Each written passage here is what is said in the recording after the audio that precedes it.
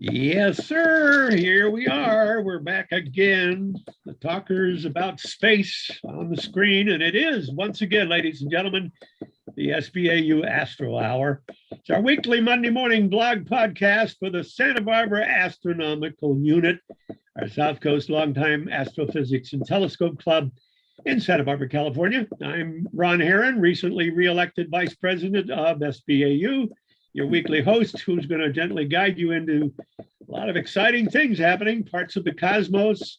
Let our club's brain trust describe it all and educate us. And we cover NASA launches, probes, new discoveries, heavenly bodies. This week, we're going to check on the quarter moon, the last quarter moon of the season. We view some craters, two comets to talk about, try to lump them together. One of them has a volcano. We're going to talk about a volcano on a comet. A couple of meteor showers are coming through the month of December. Cassiopeia, the big W again up there, the Pleiades and Mars, also known as Aries. The James Webb zeroes in on Titan, one of the moons of Saturn. And Houston, Artemis 1's Orion capsule has landed just off the coast of Baja, skipping across the atmosphere and coming back. Let's meet the gang. Congratulations, Mr. President. You were reelected unanimously. Jerry Wilson. Oh, thank you very much. Good morning. All right. He's married to Pat Forgy, who I believe was on the screen during our meeting, or at least her name was up there. Chuck McPartland is an incredibly outrageous outreach coordinator. Chuck is in front of the flag of Ukraine. His wife, Pat, is our beloved Virgin manager. Also, Bruce Murdoch, longtime Active Matter member, and actually Dark Matters. Have you ever thought about that? Dark Matters. It's what it says on my bumper sticker. But Bruce, that's Tim. I got one of those. Tim Crawford made those. Yeah, we should sell them. I think people would buy them. Tim's on board with us, by the way. He's texting me here. Tim Crawford. Yeah, I have a feeling he's going to show up at some of our board meetings in the future. Bruce is married to Bonnie, and he's a president of the Santa Barbara Theater Organ Society. Probably keeps getting reelected like we do. And here's a man married to Maureen, Tom Whittemore. How are you, Tom? Morning, fine, thank you. Secretly just missing Westmont College science instructor, that lab so much. Now he's baking bread and getting high off sourdough fumes. Well, we got a lot to talk about, and you did add the Artemis stuff, and it did land. And I kept looking all over YouTube for something, announcing it. And what they ran was December 5th, which was earlier, and it showed the USS Anchorage and some divers from the Navy out there. And I thought, well, that's got to be a practice run. Are you aware of any of that? Because that certainly wasn't this skip back. Jerry? It was USS Portland, I think, that was out there helping. You know how far down Baja? They mentioned the Guadalupe Island or something off of that. Okay, well, originally we thought it was going to be off San Diego. We got some sillies. President Jerry likes to forward laughs to us, silly science cartoons, including Schrodinger's pissed off cat and what dogs are actually thinking when they bark. And here goes nothing. Let's see the first, the horse. Yeah.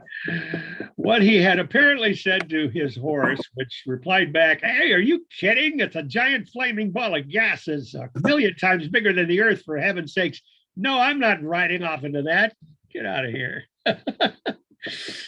Yeah, smart horse. Okay, now what would this be? I don't remember this one. Do I? Oh, of course I do. This would be from Farside. Yes. Donning his. Oh yeah, definitely. The man's wearing his newly invented canine decoder. Professor Schwartzman becomes the first human being on Earth to hear what barking dogs are actually saying. So you hear them bark, and they're really saying, "Hey, you, hey, get out of here. Get out of our neighborhood, fella. How'd you like to be bit, huh? What are you looking at?" All right, here. Oh, I think I sent you this one. Yeah, this is from the Baron. I didn't, it was sent to me, but it's part of what I did in my talk was talk about Newton's every action is countered by another equal and opposite reaction, so that you can, there's nothing to push against in space except the law of counterforce using ship's toaster. And the last of the sliced bread to get them back to Earth, standing on the top, in case you don't I'm got. gonna take a lot of bread. Yeah, that's not bad. No, Actually, that wouldn't work because you are storing energy in the spring of the toaster. So that Oh. takes away from your motion. And then when you zip it out, it restores that momentum. Might be right. No, that's incorrect. Yeah. Well, That doesn't make any, Give us something to debate. That's what we're here for. Hey. there's debate in the physics. Yeah. Hey, Yeah, Garth, you're pushing the spring yourself down. So while you're sitting on the spaceship, yeah. okay, yeah, you've ejected the mass of the toast. right? That's the, Yeah. well, the astronaut might just blast himself off the top of that damn. That rocket. would give a little more oomph Depends to the how shiny the spacecraft. surface is. Yeah. So here's a Hagar the Horrible, a classic one. I remember this from years ago. yeah. Is it dark outside? He says to his slave, are you kidding? Watch this. And he opens the door of the medieval abode and the darkness floods in. Hagar goes, boy, now that is Now dark. that's dark. Jerry, trivia question. What was Hagar's dog's name? Single syllable. You Bark. Chuck, okay, Chuck, save him. I forgot. What is it? Snert. Oh, okay. Surf. Was it a big part of the comic strip? I don't recall. These are the Yeah. three stick figure astronomers are in the observatory talking. One of them, a guy in charge, I guess, exclaims, oh my God, the sun's fusion is failing. And the other guy goes, does that make sense? The other one says, whatever. And the head guy comes back, if we don't send out a ship to restart it, it could go out completely. And the other two stick men chime in, call NASA, assemble the hottest astronauts you can get. And the top guy says, the Earth bathed in eternal darkness, a night without dawn. On I can read my own writing, not on my watch. my watch. What? Not on my watch, it says. Not on my watch. It's daylight saving time. Yeah. That's Okay. if Hollywood gets a hold of it. Yeah, that's true. You're right. Okay. Here's Arizona's done it right. They don't have daylight saving time. Yeah. yeah, I know, but I think in Congress they're kicking around keeping daylight saving time year round, not regular. Either way, but there's the number of heart attacks peak at the time that we go from daylight saving time to regular time or vice versa. Yeah, The but body doesn't like the time shift. the farmers think they get more hours. It's the same amount, I think. Anyway, here's Einstein at the blackboard and why he quickly moved on from general relativity. He did it. So that would make my second cousin once removed, the great aunt of my first cousin twice removed. Oh my God, wait a minute, that can't be right. So he goes to what? Special relativity? What's the other one called? General. General and okay. This was general relativity, wasn't it? Oh no, that was his earlier. No. Okay. He came out with special relativity first, Yeah. and then he did the general relativity. I Yeah. was Special relativity is the special case of no acceleration, just uniform velocity. Right. And general relativity includes acceleration. Okay, got it. We'll talk about it sometime here on the Astro Hour. This one I tickled me. Extraterrestrials who just happen to look like rolls of toilet paper with eyes landing, only to find one of their own who's stripped down to almost the bare cardboard center roll. He's been unwound. Yeah, don't ask. You know what? I've got that little block in the middle of the screen over that statement inside the balloon. It's get me and there's a cuss heck word outta here. out of here. Guess what happened? My toilet paper. All right. Gets us in a silly mood. Oh, here's Schrodinger's cat, folks. If you don't know, he's pissed off. Escaped from the box using quantum tunneling. Now looking for Schrodinger. What is Schrodinger's first name? Irwin. Irwin. That's okay. And the snowman being sucked up into the saucer. Oh, I like this one. Yeah, that night Brian went home with an incredible tale about his near miss, and the aliens went home with some strange new ideas about Earthlings' anatomy. If it didn't melt. you ever see the movie with called something? What's it called? Never mind. I'll tell you later. All about. Well, it was Harrison Ford on the coast of Africa, and he decides to build his own freezer, and he wants to show the natives inland in the jungle ice, and they've got a big block of ice, something those natives never saw. What was the name of that? Well, I don't remember that movie. Mosquito Coast or something like that? Yeah, it's something coast. Yeah, and Mosquito. what? Mosquito Coast. Maybe it was Mosquito Coast. And when he got there, carrying the block of ice, it had melted, and he's just telling the chief, "This was ice." You can still see that. Well, we got a lot happening, gentlemen. You want to start just by looking at the beginning of your talking points and looking up after dark, a couple hours before the moon rises, which I got to see right through my window last night. Cassiopeia's big W's again, high in the northeast. Yeah, we've got a couple of challenging things to find right at this time, partly because of the moon being up, and these are faint objects. Oh, This is a star cluster right in the middle called Colander. What is it? 361. 463. Colander 463. You're right. And there's this circlet of stars around it that help you identify it. And these are fourth and fifth magnitude stars. These are part of the constellation Cassiopeia. And so that right in the middle, this is the star cluster you're looking for. And this shows in a bigger frame about 8:30 at night tonight. It shows where that is. It's right here. This is actually one of the stars. This is 50 Cassiopeia, as you see right there. And that is this one right here. So this is where you look. Okay. Yeah.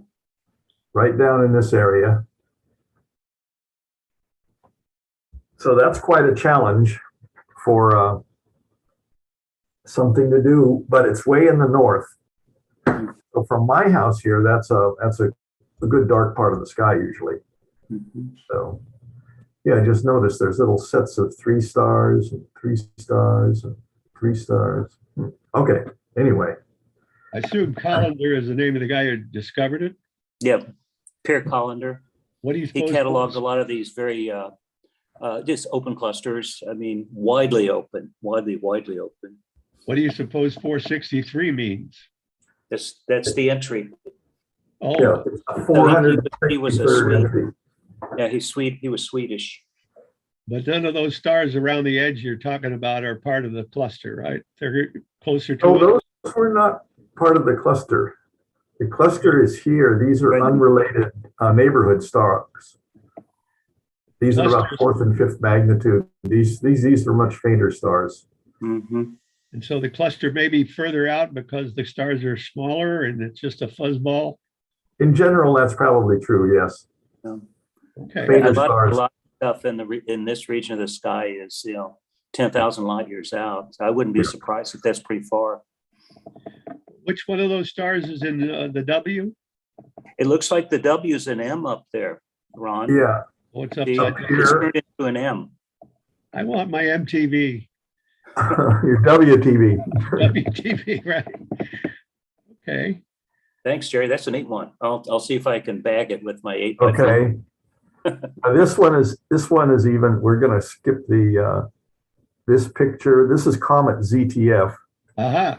And that is also up there in this region, in Camelopardalis. This is where that comet is tonight, and it's traveling in the direction. These two stars define a length, and the thing is traveling in parallel to that line. Very cool. So, but the one that's the real challenge here is the variable star HD 55966. It's a faint variable. It's magnitude 5, and it only changes its brightness by 1/10 of a magnitude over 24 days. So it's not going to stand out to you. You have to do some polarimetry, or what do they call that? Radiometry? Photometry. Photometry. Photometry. Yeah, thank you. Photometry to measure its absolute brightness, or if you're in the old style of doing it with comparison stars, you have to be pretty accurate with that. It's also called VZ Camelopardalis, Yeah. but and you notice in here it's HD 55966. That's the only identifier for it in the planetarium software I have. The VZ Camelopardalis does not exist. So it's apparently a minor nomenclature thing. Yeah. And Ron, HD is Henry Draper. So he cataloged apparently a lot of the stuff. So that's third or fourth or fifth archives after Messier and NGC, and we have the HDs, right? Yes. Yeah, he was at the observatory, Cambridge, Mass, Harvard. Well, Harvard Smithsonian. This star was logged and given the HD name before it was realized that it was a variable star, because it's not very variable. So that is also a challenging thing to find. Those carbon stars with that deep red are really fun to look at. Yeah. So you can see it is, even in the planetarium software, it gives it a slight reddish color, but you can see it's surrounded by a lot of other equally bright or equally dim stars. So it could be a challenge. I haven't tried this, but it could be a challenge to find. So there's two things to do during the this phase of the moon tonight. Can I mention a third one, Jerry? Pardon? May I mention a third one? Please go ahead. Yeah, I was going to say, after weeks of looking for Venus in the southwestern sky, okay, just opposite the sky of this thing, we finally saw it last Friday, naked eye. So I finally saw Venus. It's after the sun goes down, you'll see it in the southwest. You have to have a pretty good horizon though. Okay. Where have you been, darling?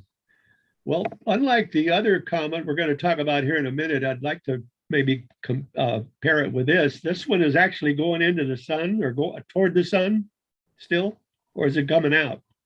What, Venus? No, this comet that's on the screen. I don't know. I don't know. Oh, this is not a comet. This is a variable star we're looking at. Star, yeah. Oh, we got out of the C2020 and VZ GTF, yeah. That comet's in Draco, which is up in the north too. It's 10th magnitude, so you can easily see it in a small scope. Ron, this VZ Camelopardalis is the variable star, the red star. It's not another comet. Oh, I see. So there's no comet in this picture. No, that's correct. At least, yeah. This is a computer graphic too. It's not really a picture. That's true. Your talking notes said while we're in the area. Yeah. So C2020 V2 and parentheses ZTF, and what was that standing for, Chuck? ZTF? Zwicky Transient Factory. Of course, I knew that. And the star is 7.5 degrees southeast of Polaris. Yes. Magnitude 0.5. It's pretty bright. Okay. No. It's not 0.5? Well, which star are you talking about? Here's Polaris. Here's the variable star. Okay. Polaris might be Polaris is half. Yeah. Yeah. VZ. This star is 5th magnitude. So if your sky is dark, you can see it with the unaided eye, but this is really a binocular object. Yeah, magnitude 5, Ron, not 0.5. Yeah. Got it. Okay. But it changes brightness by 0.1. So it's you have to really work at seeing its variability. Okay, now we can go to meteor showers, which would be next, or if you can scroll down to the other comet and lump comets together. Is that possible, Jerry? Because this one's got an icy volcano on it. Way down there, yeah. Yeah. Where we are with that. That's yes, Wachmann or whatever. I'm not good at German. It's 37 miles across, orbits just beyond Jupiter. There was a good picture of it. I on spaceweather.com a couple of weeks back when this outburst started. Wow. And it looked like a Pac-Man. No kidding. Yeah, because this cryovolcano is spewing stuff out, but the comet nucleus is rotating. So it was spraying stuff out, but it hadn't gone through a full circle. Wow. Well, if it occults anything, you never get whatever it occulted back. It's eating it. So full orbit. Are you there? Are we there? It's just- This is Comet Schwarzman-Wachmann, okay. also known as 29P, Right. named after its discoverers. It's a rocky body about 60 kilometers in diameter with an orbit around the sun farther than Jupiter's. It never comes in very close. And yet that's a comet. It's It not is a comet. It has a period in its orbit about 15 years, and it's from the Kuiper Belt. It's not in the Kuiper Belt now. It's speculated that Jupiter has pulled it closer to the sun. And it has these it's known for periodic outbursts like this. Yes, yes. And it has nothing to do with those Trojan asteroids in Jupiter's orbit. Some of those may be similar. They are dominated by Jupiter's gravity, and that appears to dominate this object also. So after that, the similarity ends. So it's never going back to the Kuiper Belt, at least not now, but it's got something that spews on its surface, and we've never seen that before in a comet. I'm amazed we can even see the surface, aren't they? Isn't Well, No, they we can't see the surface. We just see the brightness. Oh, so it does have a tail, Yes. and that spewing eruption of icy material. It's a frozen volcano, if you can imagine that. Yeah, it's a cryovolcano.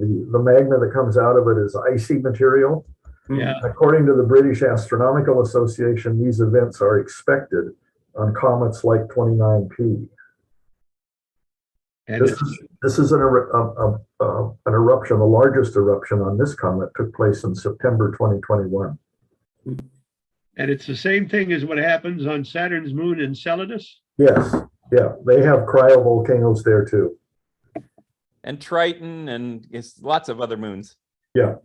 We don't know what forces the ice out. Yes, the same thing that forces magma out of a volcano here on Earth. Something moves down in size, pressure builds up, and it erupts to the surface. So Okay. it's got, what do they call that? Tidal forces on it. And it doesn't happen on Europa. Yeah, it does. Yeah, Oh, so it's okay. but Europa is close to Saturn, so we know where the tidal forces come from. Well, Europa's on Jupiter, but yeah. Excuse me, yes, right. Yeah, I remember that from 2010 Space Odyssey had, I think wasn't it the astronaut came back and said, keep your hands off of Europa Right. in the movies, the Kubrick movie at least. There was some kind of goo that was starting to live up there. Icy magma and crypto. Okay, carbon-rich materials. All right, fantastic. So they believe that this cycle of recurring volcanoes on 29P is due to the rotation of the comet's 59 days rotation period. Okay, and then it's got a 35,000-mile long tail. Wow. Mhm. That stuff's coming out 800 miles an hour. Wow. Spewed out more than a ton back in November 22nd, almost a month ago. And they could tell that's what it was, even though they can't usually see the surface of a comet. It's a rock embedded inside. They'll have to resolve the surface to tell what it's made of. You look spectrally at what's going on. You look in the infrared in multi-bands and compare them to get the Planck radiation curve out of them, so you can measure the temperature of what's going on, and you can do spectral analysis to look at what the composition is.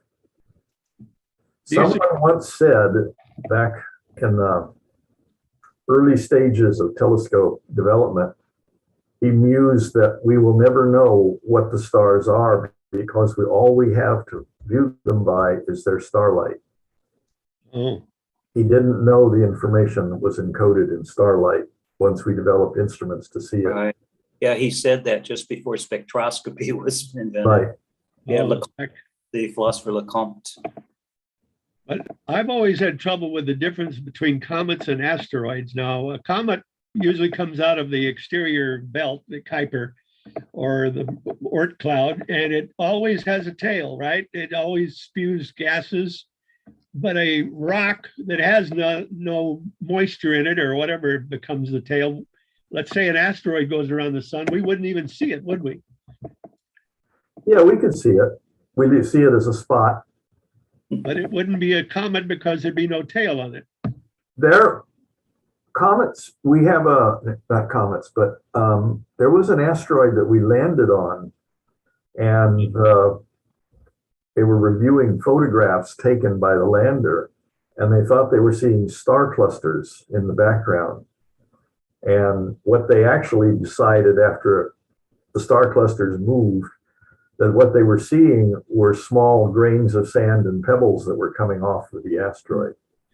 That's So true. it didn't have like a water or CO2 volatile gaseous tail, but it did have a tail. And these asteroids pass by, or dead comets pass by, and they leave all this debris in their wake. And then our planet runs into the wake, and we get a meteor shower. So there's no sharp division. It's between these different objects. These were named hundreds of years ago by their visual appearance, and so they're not distinct categories of thing anymore. They transition between each other. It's the whole dwarf planet thing. The Right. categories are actually fuzzy. Do you suppose then there might be rocks out there in the asteroid belt that could be potential comets if they just went inward and got some sunshine and Yes. Yeah. they could become a comet? Mhm. So the definition of comet is it has a tail. Yeah, In that's fact, pretty much it. Yeah. they have two And tails. nucleus, coma, tail. And no matter what it's made out of or how it's constructed, if it gets close enough to the sun, it will have a tail. Maybe at the last instant before it's absorbed, but yeah. Well, this Geminid shower that's coming up here tonight and tomorrow night is from a rocky object that they figure is the leftovers from a comet that just has gone around so many times and gets so close to the sun that it's lost all of its volatiles. Mr. And so it has a President, lot of rocky chunks and nice fireballs. if you wanted to go back to that, unless you don't have any pictures, that was earlier in your talking points, the Geminid. Here we go. No. Quarter moon. That's the Virgo. Oh, the Gemini's. These are pictures. It peaks on Wednesday, the 14th, 2 days from now. Yeah. The radiant is in Gemini. It's about 1.5 degrees west to the lower right of a blue-white magnitude 1.6 star called Castor. Mhm. Castor, the friendly star. Just 4.5 degrees left of Castor is Pollux. This is Southwest. Gemini in here, which is not where you'd look to see the meteors. This is the radiant where they will all appear to come from. Mhm. And this is 1:30 in the morning on Wednesday. Or is it Thursday? Let me see. December like- 14. Yeah, it What's sounds that? like Wednesday, Jerry. What's that? It sounds like early Wednesday morning. Yeah, early Wednesday morning. It's best to try and view meteors after midnight because we're on the leading edge of the Earth, and so we're running into the comets. They don't have to hit the accelerator to catch up to the Earth, so you see more on the morning side. And this is where But they, the nice thing about the Geminids is Gemini is rising early now. Yes, And yes. so you can see grazers early on before the moon becomes a problem, Yeah. just before it rises. And unrelated, but did anybody see that occultation of the moon on Mars last Wednesday evening? oh, it was raining here. Oh, we saw it. We There were saw it. clouds, but Yeah. Yeah, there were clouds. We were having dinner downtown outside. And so we had a beautiful view of it. Oh, did you Holy. actually see it disappear? Yeah, yeah. As the moon approached Mars closer and closer and closer, it was pretty tough to distinguish Mars from the moon. Okay. Yeah. Heard a lot of people say that they thought that Mars looked a little redder, in contrast to the moon. How about you, Chuck? Same thing. We were dining outside, and as it got really close, it was harder and harder to pick out. But if you did something like get up your cell phone and point it at it and then zoom in, it was a little easier to pick out. That's neat. Yeah, I have an idea why you were dining outside, Chuck. Yep, that's the reason. Yeah, Didn't invite Wally, sorry. Yeah, it was Wally's birthday too. Mars is going to look more red to the human eye because it's getting brighter and our cones are working more. Actually, it's past its brightest point now. It's slowly receding. Yeah. But to my old eyes, when I look at Mars, it's red. Yeah. Oh, Yeah, yeah, it's definitely red. And it's Yeah. fun because it's in the vicinity of Aldebaran, which is a big red star. Yeah, And right there. you get an idea of the power of the the Martian image. It's just beautiful. Well, speaking of definitions, now occultation, when you say the moon occulted Mars, really no different from an eclipse. Right. Yes, it's same idea. Yeah. Okay, but eclipses apply to the two big bodies, the Yeah. moon and the sun. And just as Chuck had mentioned last Monday, it took 1 hour. It took 1 hour for Mars to wink out and then reappear, which tells me that it went right through the diameter of the moon. Right through. Yeah, maximum time. Yeah. And what was really neat, it's unrelated to this, but on that same night, we went to the zoo lights display, and that's really fantastic at the Santa Barbara. Yeah, that's spectacular. Yeah. That's neat. So do we see Mars most nights of the year? Does it ever disappear like Venus? Well, when it's near the sun in the sky from our point of view. Okay, but otherwise it's out there on the ecliptic, if you will, as is the moon. Yes. So this is a rare occasion. If the moon's always going around us every 28 days and Mars is out there some form, why doesn't every so often it occult? Yeah, they usually miss each other. Yeah. Yeah, but there's a every sequence of these cycle coming up. moon- Yeah, the moon bobs up and down every cycle about 5.2 degrees, and so it often misses, planets. But it often covers them. They've all been. Yes, it does. Yes, it does. Okay. Yeah, there's 2 or 3 more of these coming up next year of occultations of Mars by the moon. Yeah. Well, there were 2 things that you said in your talking points. One is the Mars coming close to us, and then it's what's the word for it? I got occultation on the mind. Opposition. Opposition. That's when it's directly opposite the sun. Yeah. But the closest to us was a few days earlier because of the shape of our orbits. Yeah. And so, Ron, last Wednesday night, it was not only in opposition to the sun, but also in a line with the moon. So the sun, the Earth, and the moon and Mars all lined up just briefly that night. So, okay, so it can be as close to us as possible in its orbit, but not be totally far out from the sun. Right. It's different. Right. Yeah. They're always close Yes. in time. Doesn't make too much sense to me. I got to see it, You need a pencil and paper to work it out. Or you can do the model with a bunch of limes on a tabletop like I did here at home to show the line. But Ron, for the farther away planets like Jupiter on out, pretty much opposition and closest are rare. within a very close period of each other. What is it, 16 of our years for Jupiter's orbit? 12. About a dozen. Okay. And I So assume what that tells you, Ron, is that Jupiter every year moves through one of the zodiacal constellations, because it takes 12 years, and technically there's 13, thanks to Chuck and his birthday. But there's 12 recognized zodiacal constellations. I guess that retrograde motion figures into our orbit as much as theirs, even more so, doesn't it? As far as Well, it's relative motion, so you got to have both orbits. Yeah, it's playing catch up, Ron. Well, we're going at a certain speed, not as fast as Venus and Mercury, but faster than Mars and Jupiter and Saturn, right? Yeah, That- yes, we're inside those planets. Mhm. The ones. We were talking about the Geminids. Mhm. There's also a meteor shower later called the Ursids, Yeah, Mhm. and you sent us something about that. And I don't know what that stands for. Is there a constellation up there? The big bear, Ursa Major, the little Yeah, bear, Ursa Ursa Oh, Minor. Ursa. Well, of course, I did. Bear. Mhm. So it comes out of that constellation, more or less, the radiant. The radiance, yeah. yeah. And did you have pictures on that, Mr. President? Right. No, just it would be just a picture of the Big Dipper. It's in Leo. And it'll be later on.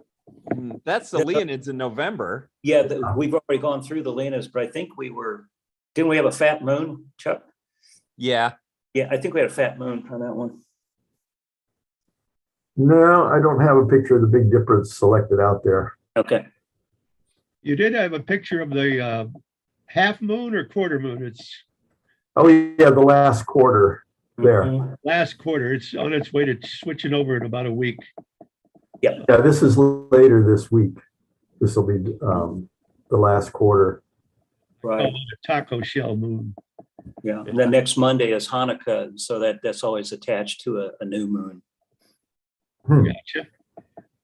Fantastic. Okay, gentlemen, of course, now is not a good time to, actually, it's sunny outside right now. Maybe the sky will be clear Yeah, tonight. tonight is supposed to be clear between Nice. clouds. But we'll see. Yeah, it's time to hunt for that star, Jerry. Yeah, yeah. Or the colander object you mentioned. I wonder when we're going to get a nice picture like this from Artemis. Boy, they got some great pictures, There were a bunch of them. Yeah. Mhm. including another Earthrise. Here's a picture from Artemis as it's heading. Yeah, isn't that beautiful? There's the Wow. Earth back there, Mhm. moon, part of the Artemis spacecraft. As it took this picture as it was heading back toward Earth.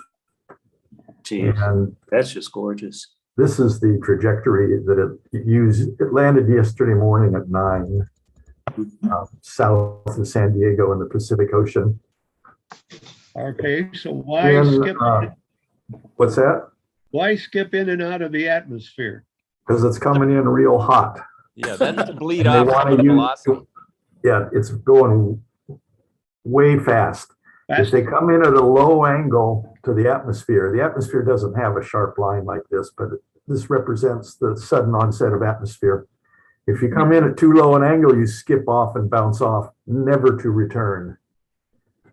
So they want to make a dip into the atmosphere, bounce back out. If it was a low angle, it would bounce way out and never come back.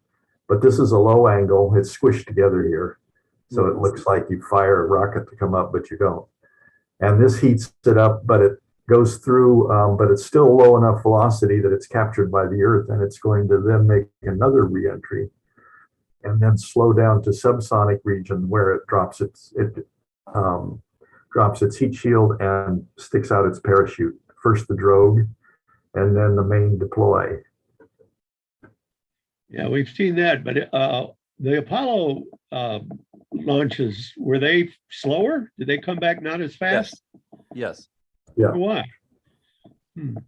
Well, they didn't have the technology to compute some of this stuff like we do now. Yeah. Has They nothing did to it by hand, on a big blackboard with step ladders.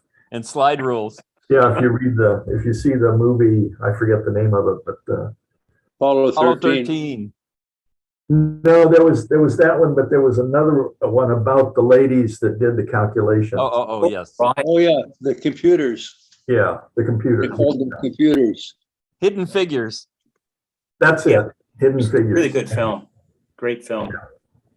So the skipping off the atmosphere it was designed to do that, so they didn't have to endure the high heat for as long?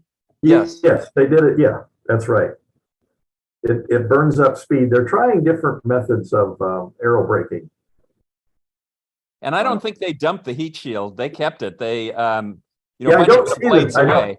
I don't see it being dumped here, but yeah, I know the Orion, the Apollo dumped it. I think. Really? Before it came But in? they use a method of cooling the heat shield called ablation, which means that it's a material that doesn't transmit heat very well. And so the outer edge gets hot to the point that parts of it melt, and then the wind blows it away. It carries the heat away, and then it has to work to heat up the next layer down. So it's a very carefully timed heat conduction problem. Yeah. It's And also that's- used in the world of medicine, you know, Yeah. surgery and things like that. Yeah. Yeah. Go And ahead, that's Chuck. why meteorites often, when they're found, are covered with frost. They're not hot like people think, like Hollywood shows, because they get real hot and an outer layer melts and just ablates away and takes that heat away. Yeah. So the interior stays cold. They find them in Antarctica. That's why they're covered with Yeah. frost.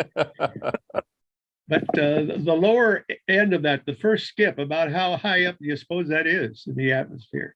Up here, this is 60 miles, which is the official beginning of outer space. So it's not calibrated, but I'm assuming that that's what they're using for the top of the atmosphere. So I think it's about 60 miles. Yeah, 60 or 70 is where most meteors are. So it's going to be in that neighborhood. Yeah. Well, that's A funny connection to this in the New York Times the other day. There's a really wonderful article, unfortunately, it's an obituary, about a fellow who kind of like set the stage for the Apollo, the Mercury and the Apollo astronauts by, you know, jumping from that roughly that high up. Yeah. From a balloon, right? And surviving. Yeah. He just passed away. He was 90 something, I think. Yeah. He reached speeds of 900 miles an hour. Yeah. Kittinger. Does Kittinger ring a bell, Chuck? I don't know. I'm not familiar with the name. I'm bad with names. Well, for the life of me, I cannot understand how something shaped like a cone, like a shuttlecock, turns flat bottom forward. I just can't get it. It doesn't make sense. It's not automatic like that. They have attitude adjustment things to keep it pointed that way. Really? So it's firing little rockets to keep it flat? Little spurts here and there to keep it oriented perfectly. Yeah, and part of that depends on where your center of mass is relative to your center of pressure. So they can fiddle with there's that. a lot of animations of landing the rover on Mars, and one stage of that, when it first starts hitting the Mars atmosphere, you can see the capsule doing little spits of attitude jet control till it slows down. But at first it has a tendency to tumble. Well, what if they put those heat tiles around the cone part and just let it go in naturally? A lot of weight. Disappearing cat. I don't know. I didn't do the heat balance equation or the weight. Yeah. I'm assuming there's a reason for it. Well, you couldn't have the windows and things where they are. Yeah, but the bottom is not tiled. I think it's a single casting of some material, some refractory material. Can we talk about the future of this program? The next one, Artemis 2, is what, next year, 23, and then we go on 25 with live bodies. And are they going to use this same Orion capsule, even though it's burned to a crisp or at least blackened? I would think they're probably not going to use that same capsule. They'll just use another one that's the same design. Oh, okay, of course. But I've upgraded electronics and upgraded the computers and all that stuff. Yeah. Do any of you happen to know if the capsule on top of that giant new rocket has an escape? Remember the old? Yes, it does. Yeah. Oh, it does. It can fire. Absolutely. And so does the SpaceX Starship. The Dragon capsule. Yeah, the Dragon capsule. Did you hear that Japan is about to launch from Canaveral? Or did I misread that? There's a moon mission that they're going to do. Yeah, From our Florida Cape? Yeah. They don't have their own? They do have Kagoshima, but it's probably not as good for trying for a moon launch. Okay. So Jerry, They're gonna send a rover like we have on Mars. They're gonna send a rover to the moon, right? There's a couple of rovers. One is from the United Arab Emirates and one is the Japanese one, and they're both in the same mission, I think. Okay, and it's pretty soon. It might be this week. oh, I'm not Jerry, aware of that. Jerry, a little trivia question here. You see the NGC 188? Did what? That NGC 188 in the picture you're showing? Up Yes. I think it's also called Caldwell 1, but it's the furthest north that you'll find an open cluster in the sky. Okay, Kind of interesting trivia. so that's this little dotted circle right here. Yeah, 188. It's a nice little cluster. It's an open. And here's Polaris. It's real close. Yeah. This, of course, is the path of comet ZTF. And today is the 12th, so that puts it right about here. Okay. It's approaching Polaris. And here's the two stars that you can see on this. Okay. That means it's up all night if you want to take a photograph. Yeah, Provided there's no clouds. there's the two stars, and the comet is coming up this way. Okay. Now, can I ask a question about the Kuiper Belt? Is it on the ecliptic, the sun's ecliptic? Pretty much, yeah. So most of the comets come in on the ecliptic, on the platter of the solar system. No, the no. plane. Oh, no, they have crazy paths, Ron. Well, where are they coming from then? The Oort cloud. The Kuiper Belt is not that much of a plane either. It flares out the farther out you Yeah. get. When two things collide, one of the things can get kicked out in almost any direction. But the Oort is a shell. Yeah. Okay, I got it. You can think of the Kuiper belt as gradually flaring out until it just is a sphere all around us. And that's the Oort cloud part out there. Okay. And science says that in the past, when a star has gone by us, it triggers all kinds of rocks falling in, comets. But we haven't had one of those lately. So what makes them come in? Another body in the cloud? Gravity. Well, just Yeah, they interact with each other very rarely, but they also could get just a tiny nudge from tidal forces as we're going around the galaxy. I mean, it doesn't have to be something real close. Yeah, a lot of them could have been nudged like a billion years ago, and they're still on the way to our inner solar system. There's going to be as I recall, we're going to pass within 1 light year of a star in several million years from now. And the Oort cloud, by some estimates, has a radius of like 2 light years. So. Yeah. So this star is going to wreak havoc inside the Oort cloud. It could send things down toward our sun. It could send them out into interstellar space, never to return. Well, if Alpha Centauri has an Oort cloud, theirs must be touching ours. Maybe. Yeah. Suppose we share future comets together, they go in and out of the different shells. Could happen. Far out. That's amazing stuff. Oumuamua may be something from someone else's Oort cloud. Yeah. And they identified a red dwarf that was on that trajectory that it might have come from, Gliese something or other. Yeah. Gliese 387, I think. Yeah. Any of you gentlemen seen Avatar, the original? Yeah. Oh, yeah. Did you notice the giant planet in the sky on that planet of the blue people? It had a red dot or red spot. I was watching it last night. Disney ran it on ABC. Yeah, the planet, the action took place on was a moon of that giant planet named Pandora. Oh, I missed that part. I came in late, so that's why. Okay, they didn't say a word, but man, it's violent at the end. And it's, of course, they ran it because the new one, Avatar: The World of Water, is about to start.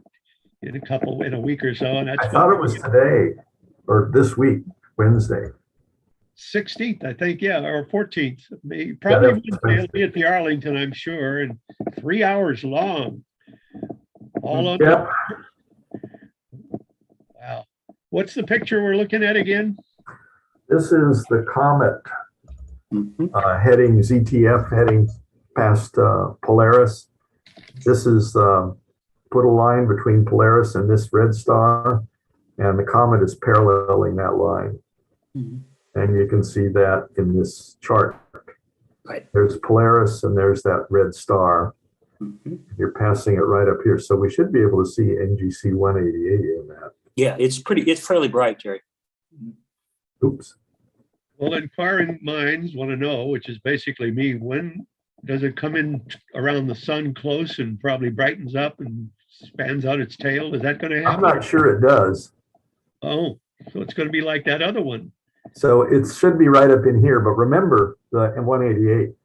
But remember, this is a planetarium software, and I've got it set to show only stars of a certain magnitude or brighter. So it doesn't show everything that's up there. The comet is the red circles. The red circle is a cursor that you can put anywhere you want. And so I put it right here because this is where the comet is tonight.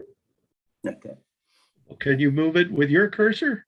Not now. This is an image. This is a screen capture of the software.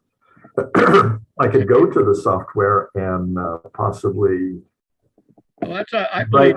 I believe you. Right here. This is for a different object. This is. I forget what object it is. See, but I can make that go away completely. We're not seeing that. We're still seeing the original. Oh, shoot. Yeah. I'm going to have to leave. So see you later. Bruce, is it something we said? No, it's something my wife said. Oh, Well, we got time to visit the Pleiades if you want to. We got about 5 minutes. wait a minute. First of all, this is the planetarium software. Now I think you can see this, right? Yes. Okay, so I can take the cursor away just by closing down this information box. Oh, So I can put this anywhere I want and it shows what it is. So this is an object that is a star in the GSC catalog. That's Guide Star catalog. Guide Stars for Hubble. Okay. Fourth magnitude. Yeah, there. Yeah, that was what I was looking for. Magnitude 4. And Polaris, of course. It says Polaris North Star. It's a HIP number, magnitude 1.97. Yeah, it's about 2. Yeah. So, and we can pick one of these little fuzzy things right there. And that is a spiral galaxy. Probably pretty dim. Huh? Yeah, Yeah. 14.7. 14.7, yeah. That's kind of like Pluto class. Yeah. Yes, exactly. So, But not a dwarf galaxy. Right. Yeah. let's see, I think I had, yeah, this is 55966 HD. This Okay. is the variable star, VZ Camelopardalis. Okay. So, I gotta tell you, gentlemen, looking at a picture like this blows my mind when I hear people say, scientists say, that there are more stars out there in the universe than there are grains of sand on our planet. You would think you could lift a handful of sand at the beach and have as many stars as in our Milky Way. Yeah. Well, And yet- that's a big number. I know. this shows the Virgo cluster. It's a harbinger of what's going to happen. It'll be overhead in the evening. In spring. Yeah, Springtime, February, yeah. March. And so this is the Virgo cluster in Virgo, and these are all galaxies. Most of them are irregular galaxies, but there's a few really nice spirals in there. Yeah. And remember, 87 was the one they imaged the black hole. Right.